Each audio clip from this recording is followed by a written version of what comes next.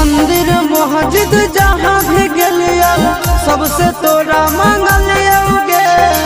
तोरा हम हंसलियो हरदम अपने भले कानलियोगे।